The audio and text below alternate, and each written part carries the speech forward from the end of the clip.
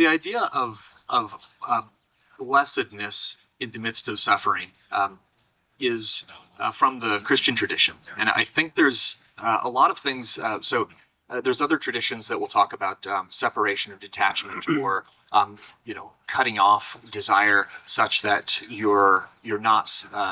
It doesn't bother you as much in a sense, but the fact that the suffering itself can somehow be transmuted into some kind of blessedness is very much from the Christian tradition, and specifically the life of Jesus, who was able to do that, who sometimes in some places called a man of sorrows, experienced toward the end of his life just the absolute worst of the worst in every possible category of misery, of suffering, and yet is in this state of blessedness.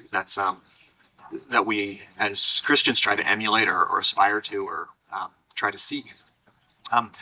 And so, in a sense, it's almost the vertical plane. We can talk about going from flourishing to depressed. I sometimes think about depression as the opposite of this flourishing state. That this brain condition, or a condition that at least largely lives in the brain, is able to impair a human in just such a variety of terrible ways, kind of broad spectrum.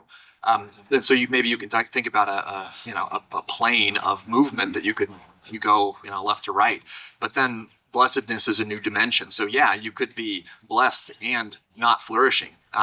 There's a story in the book of a woman who was in this state convalescent hospital, and just absolutely had been alone for years and years, was blind. And so, I talk in the book about oh yes, going out to the outdoors, which you guys are all doing. That's wonderful. Great start. That's where we want to go. And exercising, and she couldn't walk. And I talk about, community, but she was alone. And so all of these things are present in her life. And so she has none of the things I talk about as generally being good for a human organism. And yet, she talks about how when she was asked by a visitor, what do you think about all that time in the dark alone by yourself? And she says, I think about my Jesus, about how wonderful he's been to me.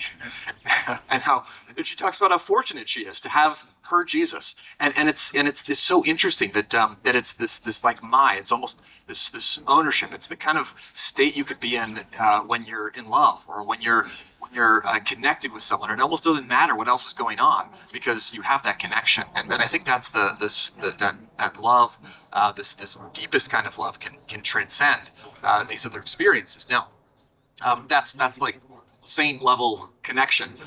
So for anybody who is experiencing depression, whether or not you are a Christian, very much I encourage you to move in the flourishing direction, get treatment as necessary. But yeah, at least as a category, there are people who are suffering that are in this blessed state, and there's people who are flourishing who are in the blessed state.